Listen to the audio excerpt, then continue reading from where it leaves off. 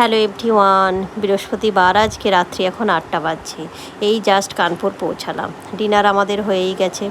এখন কানপুর পৌঁছেছি। কানপুর থেকে তো প্রচুর প্যাসেঞ্জার উঠবে, সেই জন্য আমরা এই কানপুর ঢোকার আগেই ডিনারটা সেরে নিয়েছিলাম।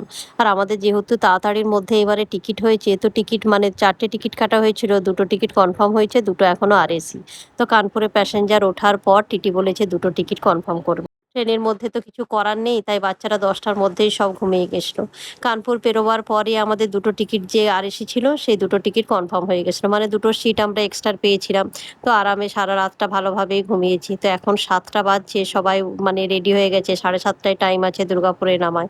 লাগেজও সব রেডি করে নিয়ে 15 মিনিটস লেট ছিল ট্রেন। দুর্গাপুরে 7:30টায় টাইম ছিল, তো 7:45টার সময় আমরা নামলাম। তো ওখান থেকে আমাদের মানে কতুলপুর থেকে গাড়ি চলে এসেছিলো, সবাই দেখুন এখন গাড়িতে বসে গেছি। তো সকাল থেকে কিচ্ছু খাওয়া হয়নি, একটু চা খাবো।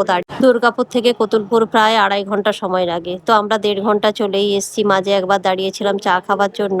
তো 10:30টার মধ্যে আমরা কতুলপুর পৌঁছে যাব।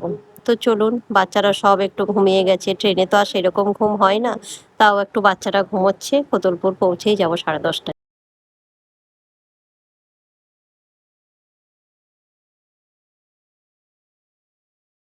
এখন প্রায় সন্ধে। সকাল থেকে এসে অনেক কিছু রিচুয়াল ছিল, সেগুলো করা হয়েছে।